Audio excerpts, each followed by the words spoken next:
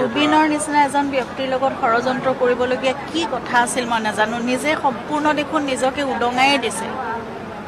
তেওঁ নিজেনো কি ৰাখিছিল নিজৰ প্ৰতি, নিজৰ কাৰণে বা পৰিয়ালটোৰ কাৰণে। তেওঁ দেখোন নিজক সম্পূৰ্ণ উদঙাই দিয়ে এজন ব্যক্তি।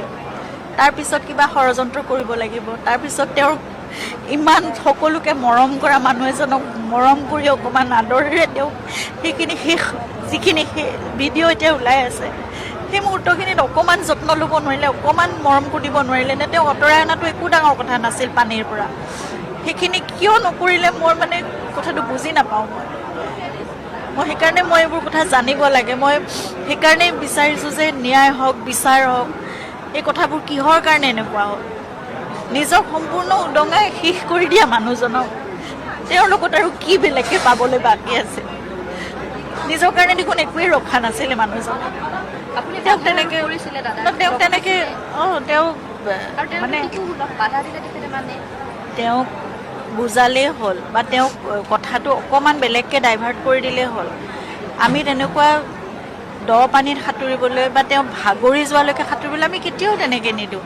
সেইকণ যত্ন, সেইকণ অকণমান চকু দিলেই হৈ যায় জুবিনক। ইমান কঠিন একোৱেই নহয়। তেওঁৰ লগতে অকণমান ফূৰ্তি কৰি আমি এতিয়া বেলেগ এটা কিবা কৰিম দেই বুলি তেওঁক ডাইভাৰ্ট কৰি লৈ আহিব পাৰি।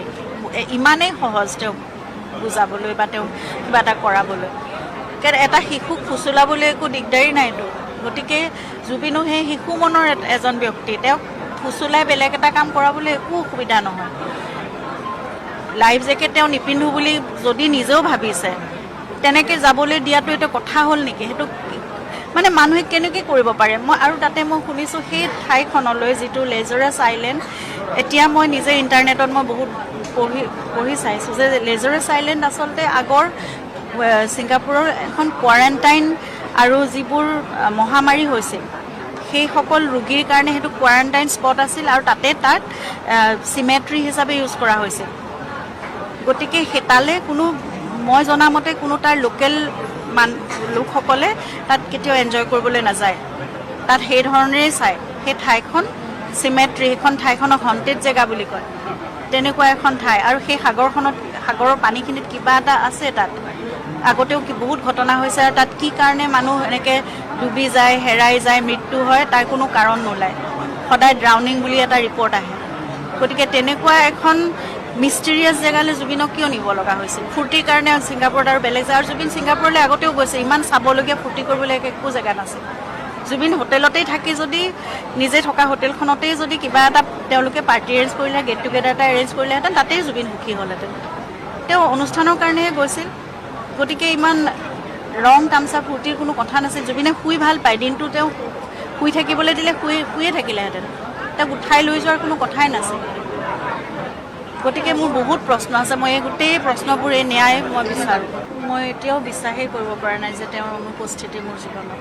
মইতো প্ৰতি মুহূৰ্ততে তেওঁ মানে উপস্থিতিটো মই অনুভৱেই কৰি আছোঁ। আৰু এনেকুৱা এজন ব্যক্তিক হেৰাই কেতিয়াও যাব পাৰে বুলি বিশ্বাস নহয়। মই মানিও ল'ব পৰা নাই।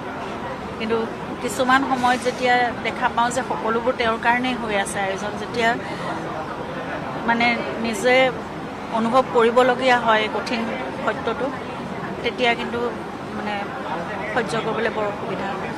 কিন্তু গোটেই অসমৰ ৰাইজে মোক লগ সংগ দিছে, মোক মৰম দিছে, আদৰ দিছে, তেওঁৰ বাবে প্ৰাৰ্থনা জনাইছে। সেয়াই মোৰ কাৰণে বহুত কি ক'ম, মই কৃতজ্ঞ। কাৰণ তেওঁ এজন শিশু আছিলতো।